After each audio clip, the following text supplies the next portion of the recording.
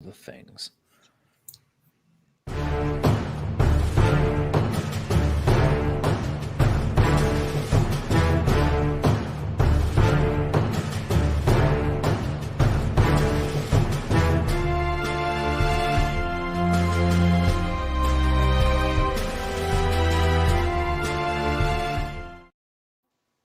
Good afternoon / on where you're watching this, ladies and gentlemen. Welcome to Schmo Me the Money. We got a new show we're discussing, Falcon and the Winter Soldier. And I just realized when I set the time for this, I put it on Eastern. So it was like, are you sure you want to go live? It said for 8. I was like, oh my, I'm stupid. So that was fun. That was a great way to start. But I got a great panel here with me. We got Geoff, we got Matt, we got Amber. Matt is from Who Are They Real Entertainment, and Amber is from the Let's Get Ready Network. We'll be having a great discussion today. So, just general thoughts, everyone. What did you think of the episode? This may be my favorite Marvel product since Black Panther. So, yeah. It was fine. It was fun. It's fine. I mean, if anybody's watched any of the content that I put out about WandaVision was probably one of my favorite things that the MCU has done. I like this, but I like anything that the MCU has done. Let's just preface this with that. However, even Thor Dark World? I have made my peace with Thor the Dark World. I have a ranking. There are things that come in last. Sorry about it. Hey, you've made your peace, but clearly the MCU hasn't. Between what they did in Endgame and bringing Darcy back and stuff, they're like, no, we are on a corporate rehabilitation campaign. We are rehabilitating the image of Thor the Dark World. Because it's shit. I mean, it's not the worst thing I've ever seen. But going back to this one took a little bit of time for me, but that's because, and I'm very open about this, both on my own channel and anywhere else I say this, I'm not super into procedurals and like the thriller type action. I'm more into the cosmic, and when you mix all of that, yay, perfect. So it took me a little bit of time. It was a slow burn. The opening was wonderful, though. I was like, all kinds of action. Let's blow things up and fly everywhere. Woo! I thought the opening was very cool too. I did notice during that opening sequence, and during this, it felt like, even though it was there was a lot of cool stuff in it, and it looked cool for the most part, it did feel, with some of the ways it was filmed, and I'll say that about the episode as a whole too. You could feel that it was more of a TV related budget than like a full film budget there, because I'm like, when, just as an example, like Falcon having the extra little pack come off in order to shoot down helicopters, I'm like, that looks, was in Civil War. No, I get that. I'm just saying the effects were better 5 years ago in Civil War than they were in this. That's all I was going to point out. So, and maybe that has to do with COVID and when it comes to production there, but I just was saying, as much as some stuff feels like it continues to extend and feel like a movie, in other ways it feels like, I don't know, it felt more like it was for television, despite them trying to tell us, oh, don't worry, it feels like, and it's made to feel like a 6-hour movie thing. I liked it. I want to see where it goes. I'm interested in some of the ideas that are explored and brought up. But once again, we can't just be like, this is it, this is the greatest thing ever yet, because it's episodic and it's built to be episodic. So this is only the first episode. It said 50 minutes on Disney Plus, but as we learned with WandaVision, that meant it was about 5 minutes, because the other 45 minutes were all credits. So actually, no. So what's funny? It was 45 minutes. So what was funny is, as you're watching, it shows how much of the episode you've watched and how much is left. As soon as the credits start, it's like 7 minutes. And I died laughing. So I was like, oh my gosh. Still 7 minutes. It's 7 minutes every single time. And I mean, there are a lot of Easter eggs in the credits, the main credits, the pictorial credits, but then you get to the voice acting credits, and I was like, that's 2 minutes on its own. Tap, tap, tap, tap, tap, tap. Let's go. Come on. Yeah. Yeah, I am. Since that, what was that, episode 5 or 6 of WandaVision, where we had that post-credit scene? Every episode, I make sure to just scroll through the credits, make sure there's no post-credits. There was Yeah, a post credit. same. Wait, there was a post credit scene that wasn't just the one of her in the cabin. Yeah, there was multiple. There were quite a few actually. Uh-oh. Hey, I'm what's talk- up? Oh, Welcome I'll to have our go back. post WandaVision review moment. Jeff was like, I believe there were 2. Yeah, I believe there was 2 throughout the whole series. Yeah, there was Everything 2. I There know were is 2 a on the lie. finale. 2 on the finale and alone. I one know the on. finale. I knew the There's finale. one the week before and one the week before that. I think the last 3 Yeah. weeks had them. Okay. Everything I knew was a lie. But no, Yay! Way to go, Quiz Show. Way to go. the opening I loved for a few different reasons. How it mirrored Winter Soldier was just beautiful. By even using Batroc the Leaper, just chef's kiss. That was the smartest way you can do it because it's Sam jumping out, doing what he's got to do, and I loved it. That feeling hit me right away. And here's the thing. I knew going into this that this was going to be more of a character piece. Mm-hmm. And I think, honestly, that's what the Disney... Ultimately, I think what we're going to get with these Disney Plus shows is, hey, these are our character pieces, and then that way we can keep these movies all action-packed and still... You now have a new understanding and bond with these characters that you didn't before. So... Yeah, I could definitely see, especially with these first 2, that it's kind of like a prequel to them maybe doing movies on these characters.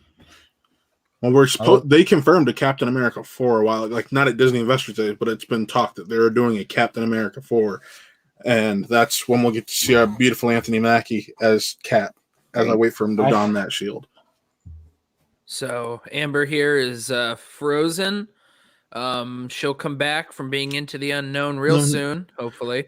Yes, but no. Yeah, Michael, I completely get this. Sometimes it's hard to watch it in time for all these streams. I didn't really finish this until this morning, so I wasn't able to watch I saw anything. it Tuesday. Yeah. Yeah, the rest of us were like, can we watch it on time? Or can we just, I don't know, spend a day and a half arguing about Zack Snyder's Justice League? And I was like, let's argue at Zack Snyder's Justice League first. We'll watch this later. I think we're back now. Yay. You're partly back. You're coming in choppy, but you're back for the most part. Of course. I don't even know what happened, so yeah. Where were we? Just talking. I'm so mad with whoever your internet provider is because didn't they have to come out and fix the whole thing before? Yep. Yeah, wasn't that like a month ago when she was going to be on? Spectrum for you. Yeah, and I work from home too, so yay! Cool story, guys. Yay. Spectrum hates us. Everyone. Apparently. Spectrum hates its customers. This is a non-Spectrum show. We Jeff, no. Every ISP, doesn't matter where you live, they're all terrible. Like you can't find one that's good because AT&T in Cleveland is fantastic. Fios is good. That's fair. Oh, aren't you guys lucky? Because I'm not saying the name of mine because Matt might make a joke about it, so I'm not. No, go ahead. I ain't gonna make a joke. So it's spelled COX and it's pronounced Cox. It's I want to make a joke about Cox. Cox Communications, yeah. It's Cox Communication. It's a company that lots of people have. They use the same fucking I'm technology 26, not 12. You sure? Oh, I just got it. Buck said Cox. Ha ha ha. So, anyways, back to the story of the Falcon and the Winter Soldier. Yes. No, like Matt said, I did like the way that the start mirrored Captain America and the Winter Soldier. I thought that was pretty cool. It was really good. I liked the action. That first scene really captivated me. I mean, it kind of plateaued down for me a little bit, but it's because we went into the character work and a lot of the story building. And over a little bit of time, it took me a little bit of time to kind of focus on what the actual message was because I'm so used to, I'm coming off of a high where I was in WandaVision for 9 weeks or 8 weeks. So I'm like, okay, Yeah, I get it. I get what we're doing here. So we're talking about grief. That's really what it is. Or not grief, like recovery from things that have happened to you and growing into your own. Yes. So the hero's journey. That's what these Disney Plus shows are going to be about. That's what WandaVision was about. Clearly, off rip, that's what this is about. And that's ultimately what I like seeing, because there are a lot of these characters you want to care more about that you don't necessarily. Like Doctor Strange. Doctor Strange, love the movie. I honestly prefer a Disney Plus show about him because I'd get more time with him and get to care about the character more. I could have cared less if he died in Endgame. I'm going to be honest. Rhodey, he's been a secondary character most of his career, and now we're going to have Armor Wars where he's going to be the lead, and he's probably going to be in Ironheart also and play a mentor role in that aspect. I can't wait for that. This is the stuff I want to see. We're also seeing what life post-snapping, because fuck the name, the blip. Exactly. I'm not. Well, the thing is though, they're both right. The snap was them going away. The blip is them coming back. I know, but sorta. I like Snapture. Yeah, I was like, it's real fun. I'm not a big fan of it, but this action sequence. When you said I got pumped. I'm like, this stuff here, like he knows how to, like, he's so good flying with his wings. I was like, he's an excellent pilot. He made some pretty sweet moves, and I think one of my favorite parts is like Torres on the ground is getting just as excited as I was. I'm like, yeah. By the way, I just want to point out, I'm not sold on Torres yet. To me, he was just like, I'm a fanboy soldier. Yeah. And that's why I connected with him. That's why and I get it. I want being a fan of stuff is cool. I want to see more of why I should like him, other than he's supposed to, because he likes Falcon, I should like Falcon, or like that sort of thing. Ultimately, I think he's going to play the guy in the chair. I think he's going to be the guy in the chair. He's going to be that guy they call who helps give them more information, and that's going to be it. Oh, well, absolutely. Isn't his character in the comics one of the people who, or didn't he assume the role of Falcon at some point? Yes. Yeah. So I think he's his natural successor. I'm more of a DC guy, so hey, you're okay. Cool. I only know this from watching streams from yesterday. I'm more of a Philly guy. DC's a little south from me. I mean, well, you'll be coming west when we get Schmodown, Ohio. Don't worry about it. Christian talked about it on Stereo Thursday. This is why I do a lot of these reviews, because I'm like, I sit and I watch a lot of different reviews and kind of get different takes and find different Easter eggs and then throw my pen around the office. That just happened, legitimately. But yeah, so it's one of those obsessive things where I like to nitpick and find Easter eggs and then develop really, really terrible theories like Mephisto, and then Mephisto doesn't happen, and then I cry myself to sleep at night. That's a thing. It's fine. But I mean, in terms of this, it better happen, or else I'm like revolting. I'm like, no. No, you aren't. We both know that. Don't call me out, sir. You don't know me. You don't know what I'm gonna do. I probably will just cry about it by myself in my house, and I'll be the only one that cares. Yeah, that's the thing.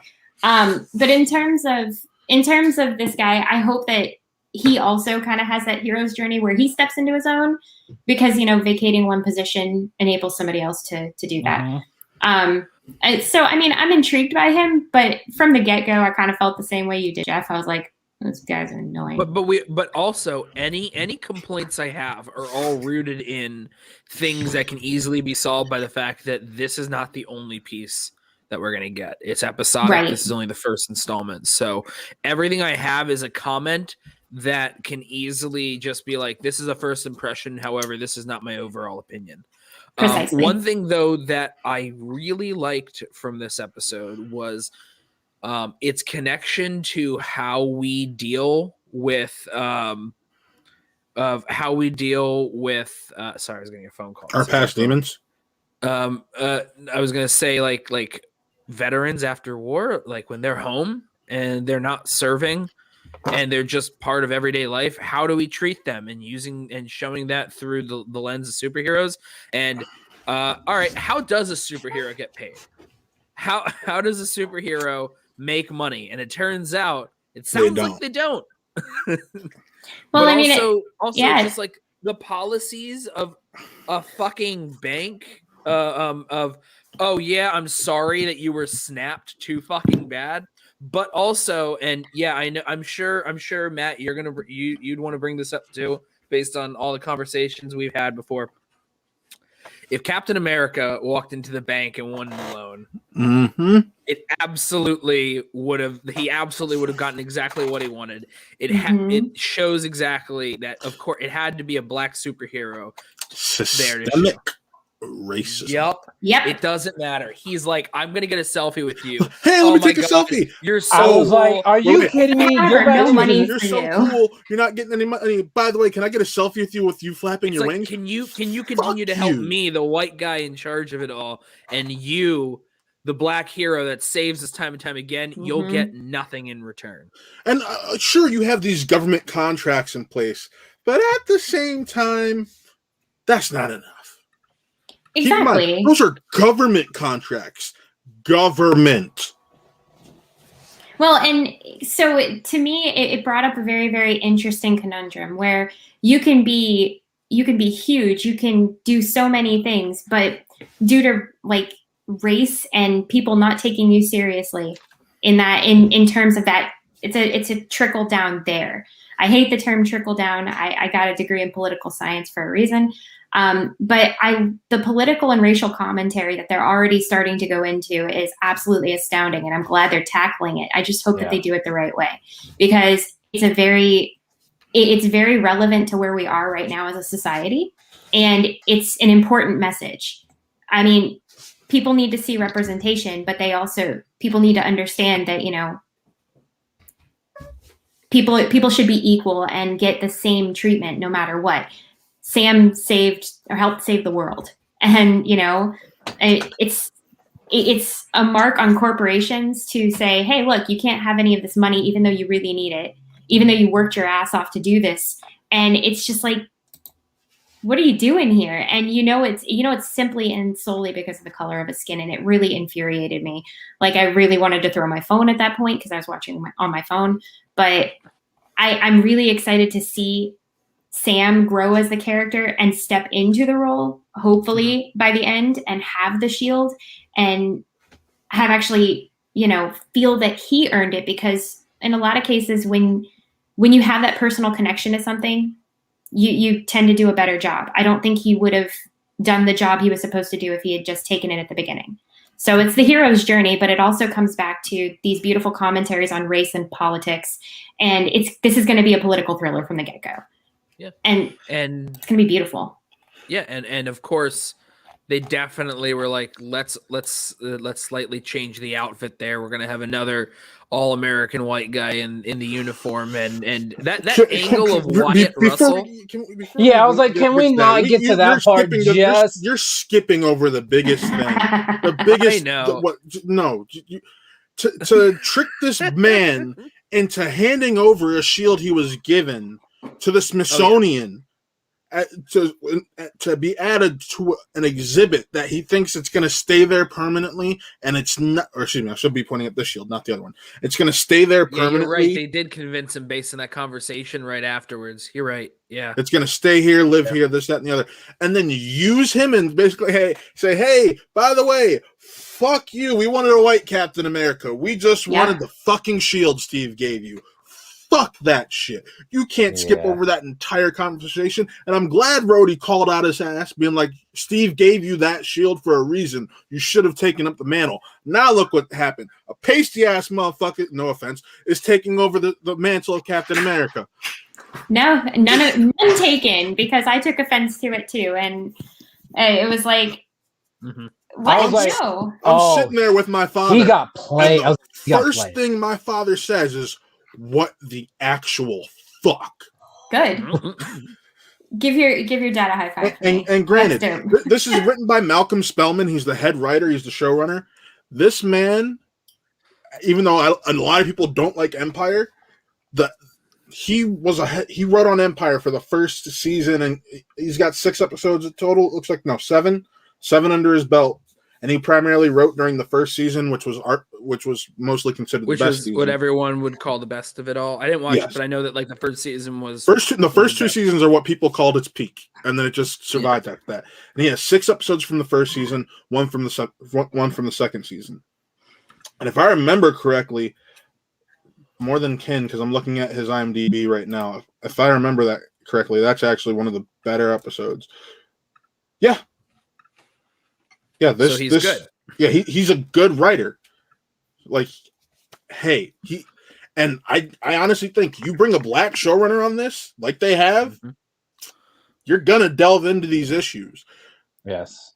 And that's what they wanted. Yes. Clearly, I mean, it's a very important conversation to have. And Marvel tends to, I mean, they've strayed away from certain conversations, but they tend to tackle really important ones. And I mean, this show is really tackling a lot of things that are happening in the real world right now without meaning to. Like, you could equate the snapshot or blip or whatever we like to or not like to call it to a pandemic. Where life is completely different and, the world is really messed up right now. Funny enough, rumor has it that apparently part of the story originally dealt with a pandemic. Oh. So when the pandemic first hit, they decided to rewrite the latter half of it, apparently. So, yeah. I'm wondering how far into production they were, considering this was supposed to be the first premiere last Or apparently August. Halfway through. That's what the initial reports were. It was about halfway through. And I read something where it was an article like with talking to specifically Anthony Mackie, and he was talking about originally we were supposed to come first. So we were supposed to be before WandaVision. And then you turn it around and he's like, now how do we follow that? And I mean, by the end, it's going to blow things out of the water. I have no hesitation saying that. I just was like, oh, this is a little slow for me right now. But it's also like, it's very obvious that the way that WandaVision presented itself and the way this presents itself, this is much more of the classic traditional Marvel. What you think of Marvel and everything versus the crazy shit from the first half of WandaVision. Oh yeah, absolutely. So it's obvious that for Marvel, the MCU's their first foray into streaming and episodic content, because obviously we don't count Agents of S.H.I.E.L.D. or Netflix stuff. It was obvious that they wanted this to come first because it feels like what people know, to get them into the groove and the mindset of an extended story. That's not just one movie, you're done. It's multiple chapters, and then you see a larger picture. And then they would be able to, once you get in that, being able to take a Marvel story and stretch it out several weeks, to be like, all right, now let's do whatever the fuck WandaVision decided it wanted to do. And what Loki's going to ultimately do. Loki's probably going to be somewhere in between these two. In between. Because it's obvious it has way more fun, crazy, weird shit in there, but it also doesn't have the... Maddie Gunner, I agree with you. I literally wrote back. I was like, Agents of S.H.I.E.L.D. doesn't even exist in canon anymore. Like, no. It did the first 2 seasons. It did the first 2 seasons and then retconned out. Bye. It's funny. I almost thought that Agents of S.H.I.E.L.D. Sean, no. That's cheating. That's cheating, Sean. You can't do that. You can't do that. Yeah, I appreciate your watching. I really do, but no, you can't do that. That's cheating. Come on. So there are other people that do that too. I do know what I did that the other day from our accounts. Yep. Okay, I don't ever do that. There's only one other person I know that does that, and I do that. I do that all the time. I go in from our Show Me the Money account and I do it from my own account. So I do it sometimes too. So I know. Another moment from the start of this was when they were, I guess, eating after that first scene, and Torres brings up the whole conspiracy theory about where Cap actually is. How Sam flew him to the moon. I was like, okay, that's a bit outrageous, but okay. I mean, it could be fun. Cap on the moon. I mean, it honestly, with the fact that we know that there is a station right now. I mean, yeah, sword. Yeah, the sword station's up there, and I think Monica and Nick are up there, so could be there. I don't know. Could be just hiding. So, because this takes place dead. 6 months after Endgame, which is which is basically 6 months after WandaVision. So a lot of time has passed. Well, like 5.5-ish, yeah, but semantics. I mean, in and of itself, I'm wondering if he could have also jumped back in time or something. I don't know. He could have gone. I mean, who knows? Who knows what he did? Yeah, because we didn't see him die. We just saw that he was old. Now he's probably dying soon. He's probably laying low right now because notice how Sam said he's gone. Nobody else know he came back as an old man. It sounds like. Right. It's just Sam, Bucky, and any Avenger who's still around, probably. So I watched a review that actually went through all of the boards in the Smithsonian exhibit and like read almost every line that they could. And something on the board in there, right around the vanished and after they came back, they said that he hasn't been seen since the battle. And I was like, I mean, that's relatively true. So I mean, they're just propagating this belief. They're letting him live his life. They're propagating the belief that he's dead. They're propagating the belief that he died in the battle, whereas he actually on screen. I was more so talking about the Avenger side. They're letting him be. I see what you're talking about, though. Yeah. Well, right, because I mean, the person who was asking was somebody who literally isn't part of that crew, so he doesn't know. He's of that outside belief where he's like, well, I don't know what happened to Cap, so he's like saying, oh, could he be on the moon? And it's just like, well, I mean, who knows? Maybe. He could be anywhere. I just want to point out the Carrie Skoglund, the director. She also did a really good job. I believe this is the second, technically third, if you were to also have whoever directed Black Widow. I forget her name. This is the third property of theirs to finally have a female director. Second one to only have a female director since Captain Marvel was, it was split between a couple. And so far she's done well. I'm taking a look at what she's done. She's pretty much like a journeyman director, just lots of TV stuff. She's done like a handful of Walking Dead and Handmaid's Tales, and she did an episode of The Punisher and whatnot. This is her first time kind of like overseeing an entire project. So at least I like the idea of these limited series having a single director be able to keep their vision of it. Mm-hmm. I think, and I agree with that. I think for shows like this and Kenobi, that's what works. A show like Mandalorian, considering how different the adventures are week to week, I think that having a different director, but all of them still be on set to see where it's going, works better for that. Oh yeah. Well, yeah, because they basically did a war council as to how they put everything together, and you had Favreau very, very intimately intertwined in the story. He's on set almost every day. Exactly. The director of Black Widow is Kate Shortland, by the way. Kate Shortland. That's it. I didn't know her name because I don't really know much about what she's done beforehand. Yeah. But yeah, it was like Jon Favreau though. I mean, he's the showrunner of The Mandalorian. He's the Malcolm. God, you just said his name. Malcolm Spellman. Malcolm Spellman of that. But yeah, I guess one thing that's interesting is obviously is expanding on the personal lives and the relationships they have. Like Falcon, we get to see he has a sister and what that's like, and that's how we were able to touch upon the financial bullshit that goes into dealing with, trying to get through some things in life. And meanwhile, we got Bucky. Bucky is definitely alone, but also he has a friend, and it's just this old guy. Yeah. Oof. So Yeah, Like- that scene with the therapist, I was like, again, the Notebook again. Like she was pretty hostile towards him too. Like well, I was also like, he said I've something, never and seen she a said, therapist. right, but I mean, she also was like, I know that you're lying to me.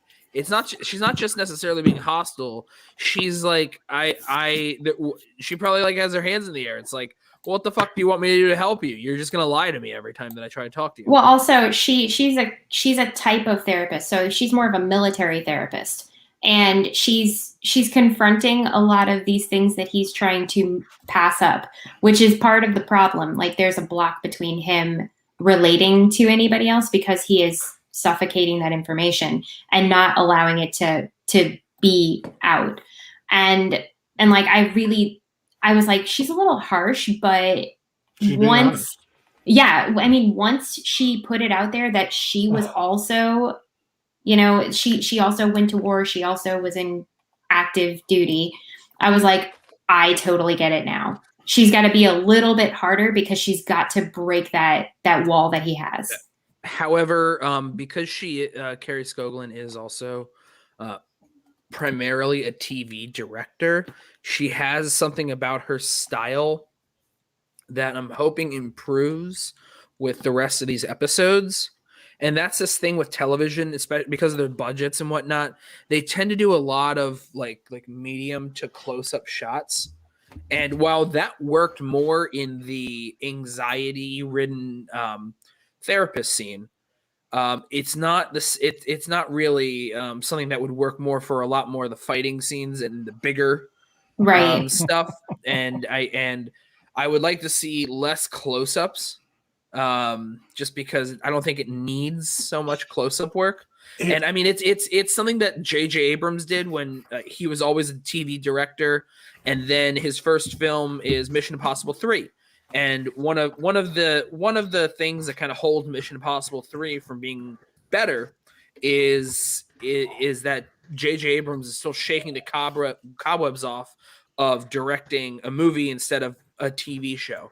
And I'm hopeful to see that Skoglund's able to kind of like expand on what she's been able to do. So here, I'll say this about her style. It felt like, especially in that first action scene, she was doing her best to mimic the Russos. If you go back and look at how they shot some of the action sequence in the beginning of Civil War, especially when Black Widow is doing her hand-to-hand, shot selection, how it was cut, stylized, looked very similar to that. Well, yeah, I mean, the thing is, even the directors are there for like the main scenes and all that stuff. The action, a lot of that is done with the same like second unit action director people. I mean, with like the rare exception, like the whole like the whole airport scene, they had the John Wick guys come in to help design that. But that's what I want to see more for her are the ones that are not the action scenes. And also, if she's going to mimic the Russos, let's hope that she mimics the Russos from a couple years ago and not the Russos in 2021. Hey, no. That film shot in 2019. So if you're asking for a couple years ago, you're asking for those same Russos. I want her to mimic how the Russos had looked as filmmakers from products released a couple years ago. Not movies that they filmed a couple years ago and then released in the last few weeks to less than booming fanfare. Oops. I mean, yeah, I want to see the cohesive. I want to see the strings come together, because right now I just see a bunch of strings and I don't feel like it's like I want it to pull me in and I need it to captivate me.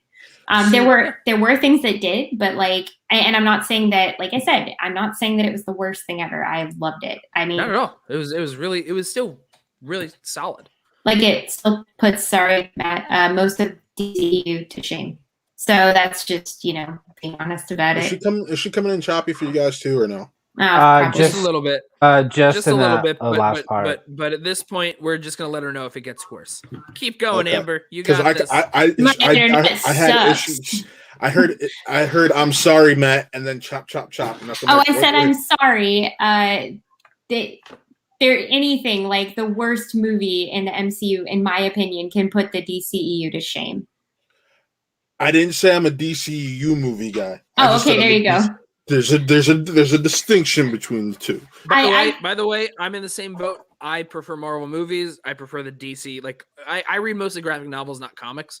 And like obviously the difference being like ongoing comics versus like volumes. Story arcs, yeah.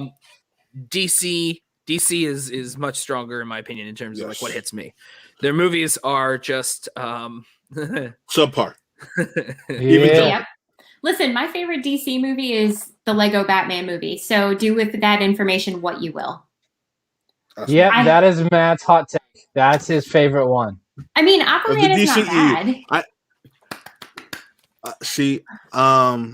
I don't actually. That might be my favorite overall DC movie. That I'm thinking, because Batman. It's in my top 3 because the first Superman film, Batman '89, and Aquaman are probably my top 3. So I have a pop Iron Throne that came with a Jon Snow, and he doesn't sit on the Iron Throne. The Joker and Robin, my little Lego figurines, sit on it. So, and then I have like the kiss suit Batman somewhere in my house, and I'm like, I don't know where he is. It's fine. Anyway, back to the important stuff. I just want to say, I think that you are all giving Batman Forever a bad rap. If I'm not bringing that up, Wingblade, give up on it. Give up on it. It's not going to happen. Trust me. Me and PLD have tried. Solely because Man of Steel is trash, but also solely because Batman Forever gave us "Kiss from a Rose" by Seal. Oh no, this is going to be stuck in my head for the rest of the night. Thanks. No, Thanks Batman Forever is the only one of the original 4 that I actually own on 4K. I'm trying to fix that soon though. Yeah, it's actually not bad. Or it actually is bad. I mean to say, it is. It's bad in a good way though. Yeah, Sean Wingblade. There, you can't make me love Man of Steel. I tried watching that again a week or so ago, and I gotta tell you, it's still bad. Man of Steel's my number 5. Yeah, if it's number 5 out of the top 10 worst comic book movies, I understand. No, number 5 of the DCEU.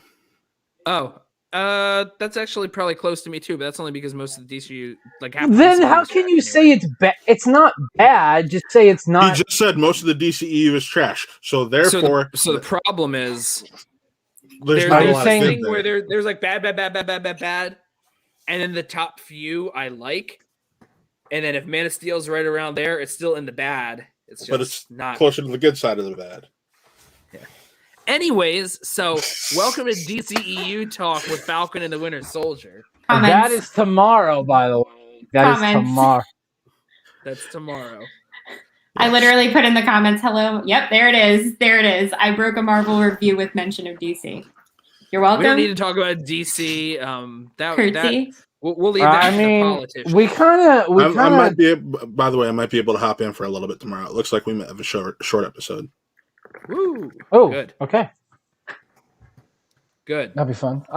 Yeah. But no, I think we covered all the major parts of the first part of the episode. We haven't even touched the Flag Smashers yet. Hold on. Yeah, let's talk about the Flag Smashers.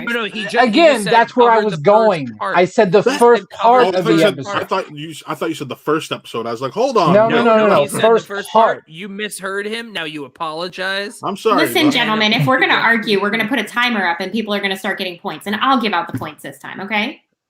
All right, hold on. Let me get Zach in order to work the scoreboard real quick. But no, we then get to kind of the meat of the episode where Torres goes kind of undercover to get more information there on this terrorism organization, the Flag Smashers, right? Yes, the Flag Smashers. Okay, Flag Smashers. Who want the world to go back to its blipped state. It is named after a singular hero called Flag Smasher. I have not done a lot of research on it, but I know he exists in the comics.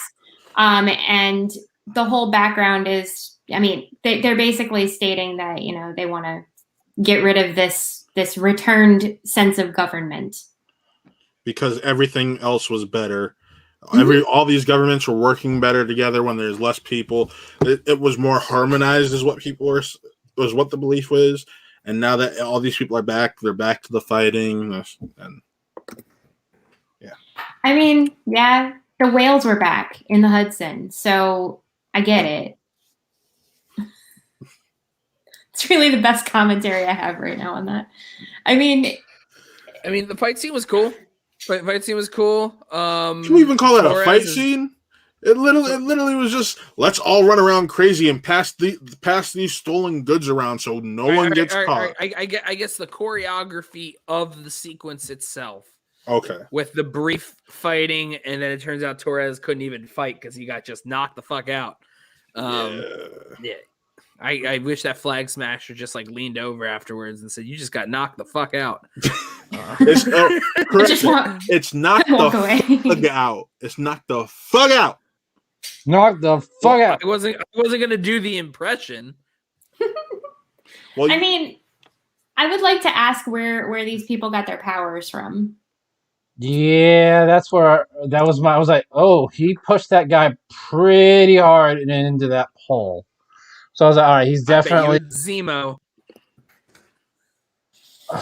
So I mean, is Zemo one of them, or we don't know? Or is he also a random other guy? Yeah, he's pretty random. It could not be Zemo whatsoever. Like, we know Zemo's in it, but how much is Zemo in it? I would just like to put hearts around Daniel Brühl's name and be like, I love you. I love you so much. I loved you when you were covered in scar tissue and Rush. Right. Inglourious Bastards. Oh, okay. So I love how you're able to count on the correct fingers. Yeah, Power broker. I like that. I did my Googles. Get to me on the Google. In the UK, the Google machine is in fact not broken. So hey, look at that. Oh, there are improvements everywhere. But yeah, no, like I'm very intrigued by this entire Flag Smashers and Zemo, and how did Zemo get out of jail? Did he blip out? Did he reappear randomly in a nightclub? Man, I don't know. That was something that we brought up on our own show that will appear later. So I'm sure I'm going to get a comment from Ferris. Don't give our information away. I'm like, okay. It's a fucking theory. You guys are going to have like 8 times the amount of people watch your video. It's fine if you mention that one idea. I already know this. It's fine. I'm just going to direct them all this way and be like, here, everybody watch this too. Everybody watch everything. Everyone watch this. Reviews are good. We broke the news here first. Amber has a theory that Amber did it. It wasn't even my theory. It was Amber all along. She's about to go top Amber the charts. all along. I need to wear my purple then. I need to get witchy. Yeah. So Bucky owed that old guy a 10-second car. There he is. There he is. Trina is on brand as always. I am curious how. I am curious how. By the way, in Fast and Furious Tokyo Drift, at the end there, when Sean says, "This ain't no that ain't no 10-second car" or whatever the hell, like, how would he know to talk about 10-second cars? All right. Anyways, I'm sorry, I forgot to mention it the other night on the family show. So I need to get that off my chest right now. 10-second cars are in the movies he wasn't a part of. He wasn't a part of those conversations. There's no reason that he should have brought up that line. It meant nothing in the context of this movie. It was there just to service the people. How many ways can we derail one review? Ready, go. Welcome. We're at like 3 or 4 right now. So hey. We're doing good. We're doing good. So I meant to say that before. I forgot to write that down in my notes. I wrote down things like, how old is this guy dating this high schooler? But I didn't write down that part. You mean like the 22-year-old dating the 17-year-old girl? Yeah, in Tokyo Drift, absolutely. Where I was just like, yeah, he definitely Stay on target. Anyways, stay on target. Right, is that a sound clip telling us to get back on track? Yes, it is. Just happened? How did you do that? Do it again. Oh my god! I just do it again. I don't want to hear you. I want to hear the thing. Stay on target. Stay Well, on we're gonna target. talk after this. Yeah, I'll. Funny. Okay. All right. Anyways, all right, fine. Back on target we go. Flag Smashers, interesting, but once again, it's episodic, so I don't have much to think about. I thought it was intriguing, the choreography to show it's like he's obviously going in one way, and then he got two people to be able to grab him off of him, so that way he's separated. But it's interesting to see that another thing that they happen to be tackling, along with the other sort of political ideas here, are they radicalize people on message boards to show up. How realistic Yeah. is this show gonna get? How realistic is this show gonna get? It's true. I mean, I literally, I was watching kind of like, where is this going to go next? And like, I had heard something that crazy things happened by the end of the episode. Maybe they meant episode 2, because I was like, oh, nothing crazy happened by the end of this episode. Yeah, by the end of this episode, all we know is that Wyatt Russell in a Captain America helmet. The No, craziest thing stop that jumping to happened- the end. Stop jumping to the end. No. The fuck craziest you. thing. This No, is spoilers. I'm with Geoff. The craziest thing that happened in the episode is that the government fucked a black man, and guess what? That's not that crazy. They fuck I was gonna black say, people it's all the not time. crazy. It happened saying- twice in this episode, if you think about it. I was Truly. yeah, because of the bank. I was Yeah, just saying the the bank. The craziest bank thing isn't the is government. that I'm Wyatt just saying Russell. the government. It kind of is. Kind of is. All I was saying is that Wyatt Russell in a Captain America helmet looks like Carl from Up. Fredrickson from Up. Yes. That's all Hold I on, wanted I to wanna say. try and find a That's what I wanted good- to say before when you told me, hold on, we got to go back and mention other things. I just wanted to get that thought off my chest. 10 of 10. yeah. How punchable is his face in that outfit? Oh 10. God, he looks. Look at what that. an Look asshole. at that. What an asshole. He looks, Look- yeah. He Because kind of, part of it all- honestly, he reminds me of Part of it- Homelander. Like, he's got That's that what this Homelander character's look. going to end up being. Part of it is, of course, he doesn't have the star on the chest. He has the Yes, he fucking lines. He has the star right here. It's a star. You can't see it in the shot, but I the said star the is star right on here. his chest because we're That's- used to that's Captain still his America having the chest. chest. That's still No. his chest. It's just right upper right corner of the chest. I right get here. it. That's Trying his, to be that's a his pen. flag. He has a I'm very talking- punchable face. I'm talking about the center of the chest, the way that it was with the outfit there. I think part of the reason why he looks so fucking off-putting is because we were told this is Captain America, and we get a guy who has who is not the same guy in a redesigned outfit. Hear me out, and I think part of the reason they do that is Steve is the heart of America. The closest thing to get to a star for him is right over here. He's adjacent. By the way, can you pull up Maddie Gunner here? To go back to the idea that the bank would never deny Captain America a bank loan. In the 70s, Chris Evans's other character was in fact denied a bank loan if you listened to Ron Burgundy practice in front of the camera when he said the Human Torch was denied a bank loan. So, hey, I guess it depends on what character Chris Evans is playing as to whether or not he'd get denied a bank loan.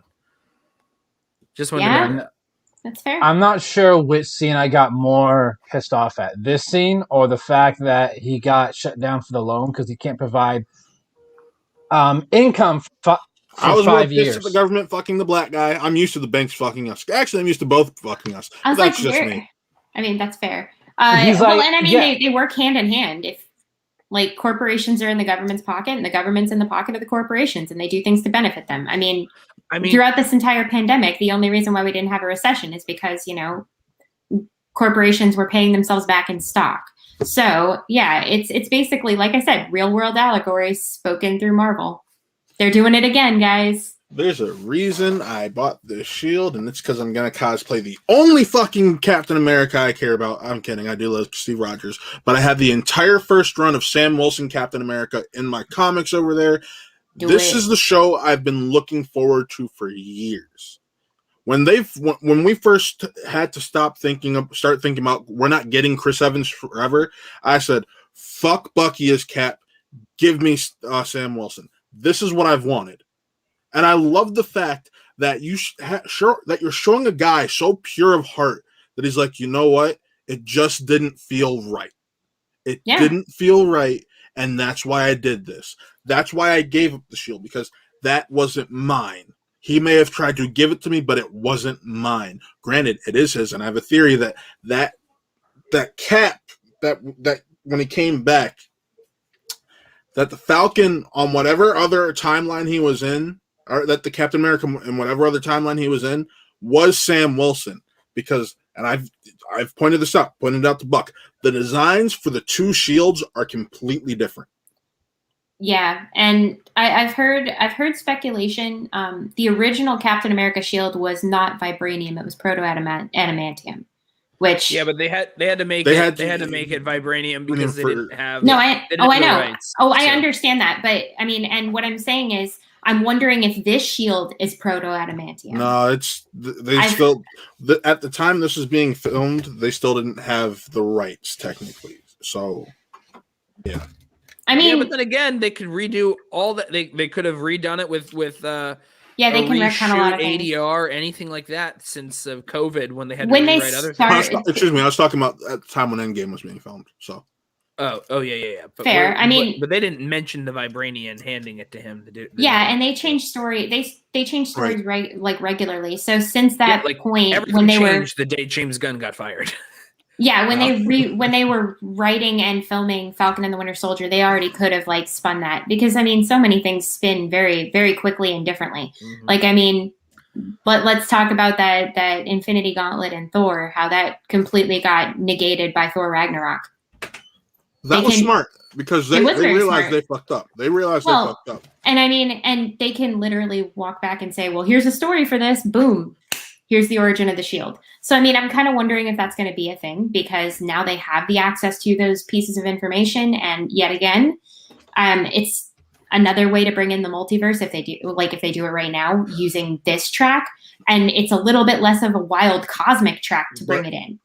I think, and hear me out, what we've seen the shield do in just the trailers so far would lead me to, and how it sounds and everything would lead me to believe it's still vibranium. Potentially. I mean, proto-adamantium is a mix with vibranium, so it could be a little bit of both. I mean, I'm just very intrigued because they literally can change whatever they want. They do that at will. So, I mean, they take a lot of strict storylines from the comics and then change them to fit whatever they need it to be. So, who knows? I also, oh gosh, what was I going to say? Oh my God, Dom's right. I'm sorry for interrupting you. There you go. Dom's right. Okay, does anyone remember? It's the Rocky thing from Collider Rocky Live. 5, the rant that Christian went on years ago about Rocky 5. It's like, really? Rocky didn't have a marketing deal. He didn't have a sponsorship. He didn't have Nike or something. He's just nothing with nobody. That's exactly it, Dom. Sam doesn't have any of that stuff? It's true. Are you kidding me? Bucky doesn't have any of that stuff. Well, Bucky did kill people. Well, Bucky's also technically still a domestic terrorist to a lot of people. So yes, yeah. I mean, on the international, I think actually, according to the Smithsonian boards, he's unaccounted for. So he's being protected by the government, which is why he's where he is. They're not going to say it outright, but it's there. Isn't it cool to hear that Bucky, the man who is an ex-terrorist, is the one who's being protected by the government? Meanwhile, the government agent can't even get a fucking bank loan. Really? He doesn't have anything? Oh my God. It's actually killing me now about how similar this is right here. To be fair, if I understand that they're writing the story, I'm not entirely sure if I buy that he wouldn't be able to get the loan, but I think the situation would happen. And who knows? You never know. Hold on. He was the one denied the loan. He was like, I'm going to try to get it in my name. You have me now. I understand. He was denied the loan. So I understand that. I paid credence to that. So, I mean, you're eating, so it's good. I definitely said that I don't think in the real world that they would turn down a celebrity, because in and of itself, the Avengers, for what they're worth, are celebrities. They are celebrity heroes. They stepped into roles and became vigilantes. Also, I want to go ahead and say, who is in control of the government right now? That's who I was like, who's running, the who's president? pulling? Yeah, I mean, because Donald Dump. Ew. All I'm saying is, like, I heard something. What if Thaddeus Ross is president? Yeah, I heard someone on another stream put that out there. I was like, oh. I have a feeling you were watching the same stuff I was. I probably was. What if he took up the mantle because of the blip? We don't know if he's been he was head of DOD before? Is that what he was? Secretary of Defense, which is like above. Defense, he was Secretary of Defense, which I believe is above like head of DOD, or technically like really close to being the same thing. So, Matty Gunner, yeah. Hydra, like that too. Yeah, he's the head of Hydra. So but I mean, interesting. It's a thought because he does not like the Avengers. Anybody who defied the Sokovia Accords, he will basically he laid the hammer down on anyone that violated those. So because I mean, in and of itself, everybody who came back and helped in that fight in Endgame, like I feel like they should have pardons. They should be taken care of. Like Bucky has a pardon, but Sam can't get a loan, and it's pretty nasty. So I'm thinking it's Wanda somebody had a pardon too, if I remember correctly. It was mentioned in WandaVision. Yeah, and what I'm thinking probably happened is that there's somebody with a vendetta running things, and that question was posed to me, and I was like, that makes a lot of sense because I don't, without outside interference, I don't feel like Sam wouldn't have been able to get the loan. How many days did they wait to fuck over Sam after he gave them the shield? What was it, like 1 or 2 days? It felt like 5 minutes to me. Yeah, like it was like that. Like they're like, here, we need this, but we're going to tell you, we're going to put it in his exhibit in the Smithsonian. And then he sees the press conference. The look on his face is like, God. It's heartbreaking. I think realistically it might be a week later. Because he had the drive because he was driving his truck from DC.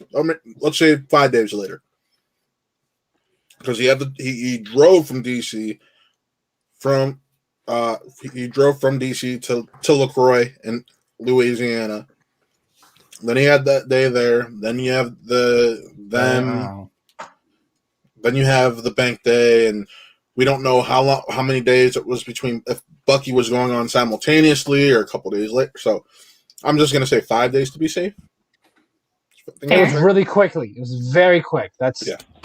I'm very curious to see how where they go with, like, does Sam just accept it because he's probably dealt with it his entire life against, or does he contact them like, what the fuck? I think that's the next episode, honestly. By the way, Thaddeus Ross was Secretary of State, which would mean that if certain people were blipped, he's like right near there at the top.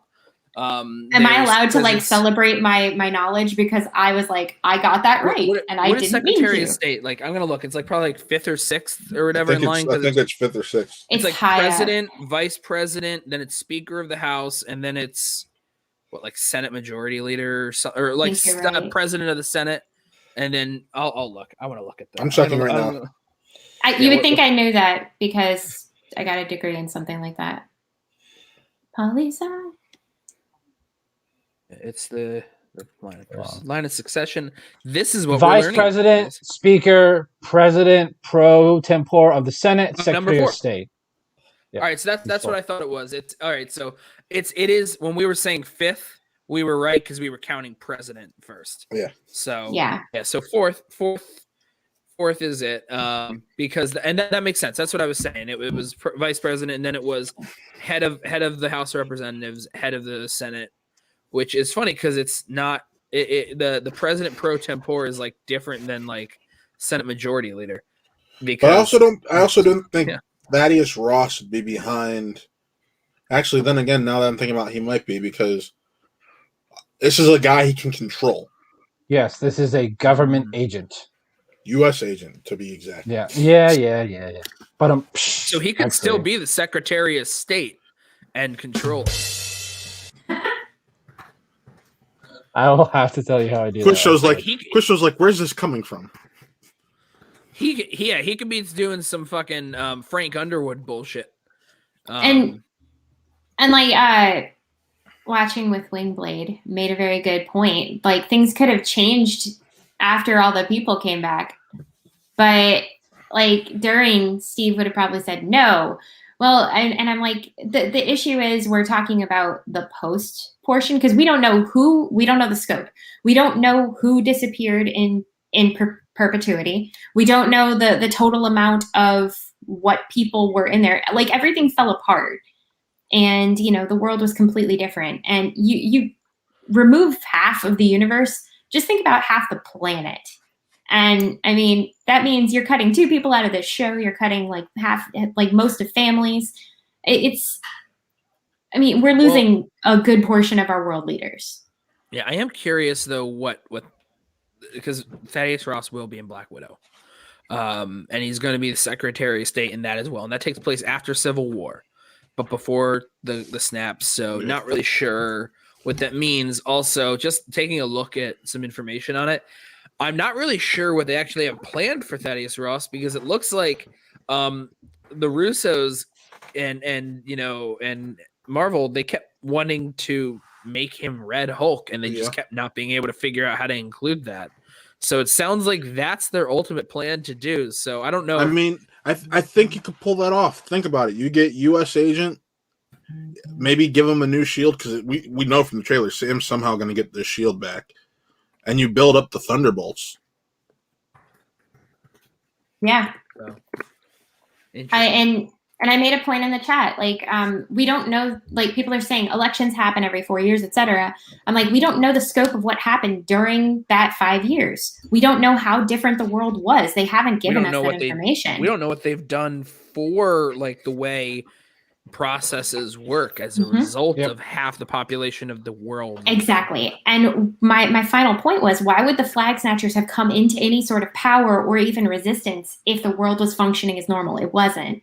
Everything was a disaster for 5 years. And I think people were functioning that way. Like if you can even take it back to things that Tyler Hayward said in WandaVision, neutral bad as he was. I mean, you don't know how it was for 5 years while you were gone.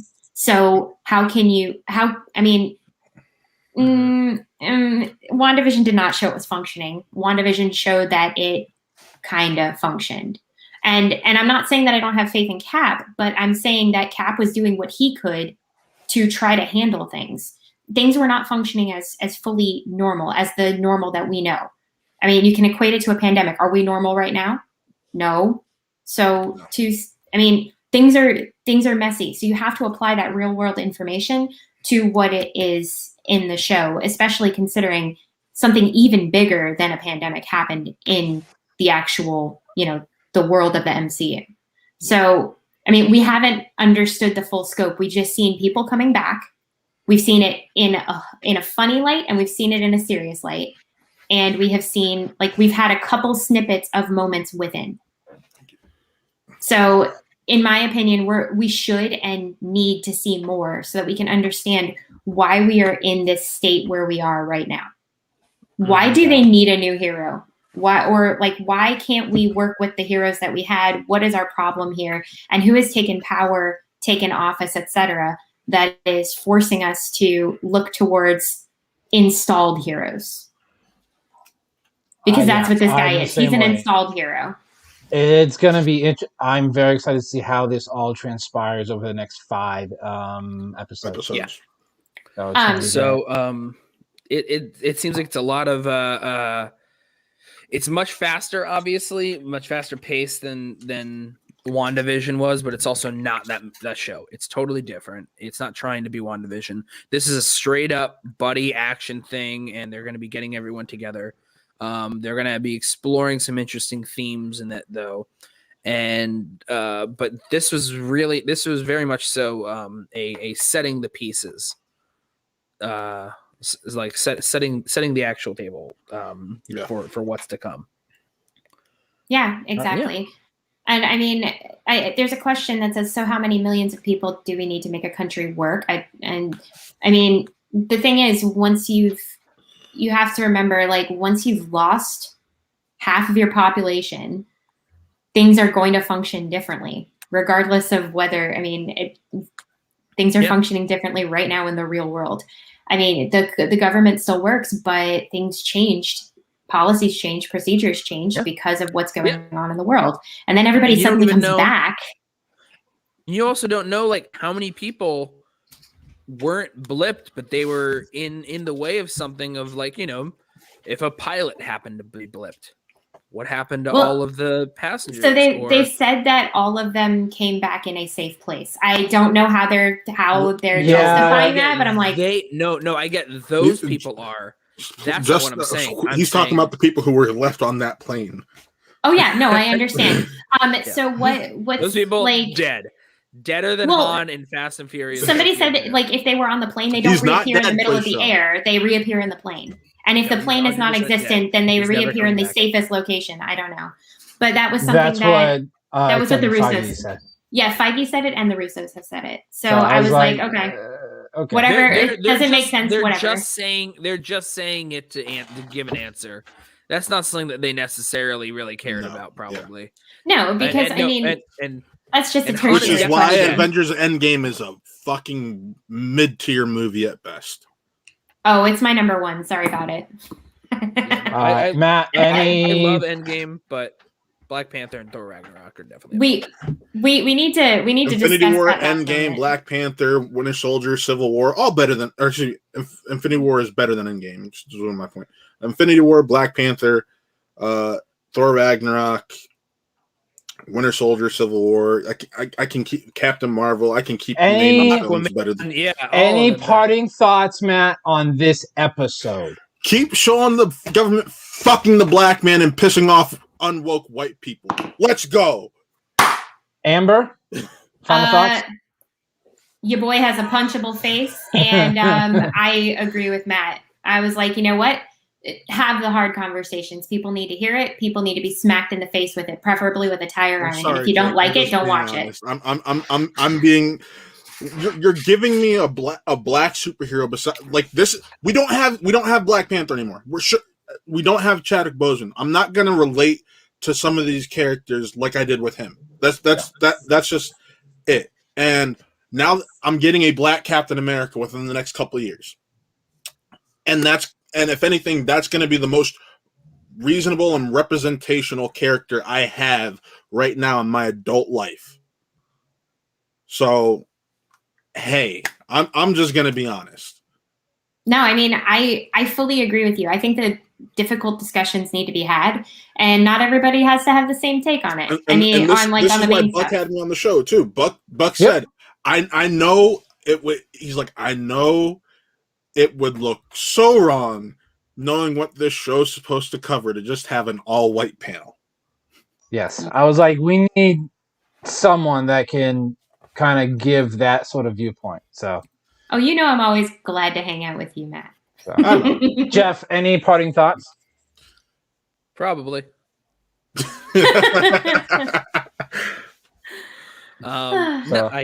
I liked it. I too hope that it explores more of the harder questions. I want to make people that don't like that those questions are asked to feel more uncomfortable. I want them to quit the show and to never watch Marvel again. Let's just keep it growing. I want to see how they're able to build off of this. 5 more weeks. And Matt, where can everyone find you online? You can find me at Who Are They Real Entertainment. That is Who Are They Real, spelled REEL Entertainment. Actually, it's on YouTube now. It's Watt Real Entertainment, WAT Real Entertainment. Just like my Twitter right here, Watt Movies Matt, and all throughout the Schmodown after show space and all that fun stuff. Amber, where can everyone find you? Woo boy, I have a long list. Let's see. So right here is my name, Takara Kanashi, or if you're Ferris, Teriyaki Chicken. That is where you can find me there on Twitter, Instagram, Stereo, Letterboxd, Twitch, soon Patreon. No lie. Also Amber Coates. Yeah, I've been in the comments, so if you haven't seen me, here I am. I'm on the Let's Get Ready Network many times a week. I'm on the Gold Standard with Andrew. We're going to be talking about the First Class League. We start Tuesday, or it's like the 23rd, I believe. LGR Reviews. Tuesday. Yep. LGR reviews Falcon and the Winter Soldier. That drops tomorrow. It's going to be me, Danny, and Ferris. So that'll be a lot of fun. I'm the Agent 13 to their Falcon and the Winter Soldier. And then the Night Sisters with Vidor and Adelia. So we're going to be talking about random things. Lord knows what we will bring up during that time. And then I hang out a lot over at Video Drew's channel as well. I'm a mod for her, and I do a lot of different things, sometimes quizzing, etc. So yeah, you can find me in a lot of different places. Yep. Geoff, where can we find you? Here, Philadelphia, my desk, my apartment. You can find me counting down the days till my second vaccine shot. Here on, just got it a few hours ago. And you can find me actually like doing all sorts of shit on this channel. We got our main stuff Tuesdays at 9. This coming Tuesday, we have a big show. We got Lacey Giller and Brandon Hanna, Thomas Harbor, and Sabrina Ramirez all here to talk about this past week's matches. It's gonna be crazy. We had to figure out how are we gonna make this work with 4 people, and we're gonna try. So we believe in you. Yes, one of us does.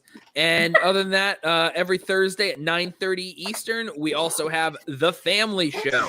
The next Family Show episode we will be discussing is 2009's Fast and Furious. That is not The Fast and Furious, that is Fast and Furious, because they definitely did a good job naming these movies. Hey, it was supposed to be like a reboot sequel, so give them a break there. I give them no breaks. These movies make enough money, and they're from multi-million, billion-dollar corporations. I will criticize the fucking title choices they use. If they want to use it for marketing, at least make it make sense. We also have this show here at whatever time we end up doing it. It might not always be this time. Tomorrow, Sunday at 1 Eastern, we will be doing our full spoiler Justice League, Zack Snyder's Justice League review. Moved it to 1 Eastern. Never mind. Oh, why? What? Because Buck told me like 9 originally. I'm like, yeah, I think I could. I was like, oh, we got our show at 8. Otherwise, I would say yes. But now that it's at 1, never mind. I can't make it. Yeah, it's at 1 Eastern. And Buck will correct me if I'm wrong. No, other correct. than that, we're locking in, I think, some other stuff that we have going on this week. And that's it, I guess. Oh, and tonight, like right after this, in 45 minutes, I will be on the Pajukins, PJ Campbell Networks, but through Chris Clark 8788, his Twitch page. On doing their Mario Party Madness. I will be playing alongside Chris Clark and not listening to his advice again because he tanked me last time. And we will also be there with Taylor Robinson, Jacob Blunden, April Dawn, and JTE. So that will also be fun. So yeah, doing all sorts of bullshit. Buck. You finally finished. Okay, you can find me here on Twitter, BrandonBuck88. Can follow us on Twitter at SchmoMeMoney, where we post all of when our shows are. So if you want to know when they are, just give us a follow there. You can follow us here or subscribe to this channel if you have not. We would appreciate it as we're trying to grow the channel, trying to do it as best as. I just want to point out something that Sean just commented. Sean is correct. We need to even this out. We've had way more likes than we've had viewers. Can we please lower the likes to equal? I mean, that's not what I meant to say. I meant to say, can we increase the viewers to equal that? Anyways, sorry for interrupting. Yeah, no. That's fine. Make sure if you haven't to like the video, and after the video is done, if you could leave a comment as to what you thought of the episode, what are you looking forward to? We would appreciate it as always. Bump that Please algorithm. Please subscribe. We're looking to hit. What are we at right now? 126. We're looking to get to 127 subscribers. And after that, we're looking to try and get to 128. It's one at a time, guys. One at a time. And one at a time. And look out for these guys on something new this week. Just saying. Yes, there is something that is percolating that we're very, very excited about. That's why I said, like, hey, we're working on some other things. So we'll see. So we'll see y'all next time.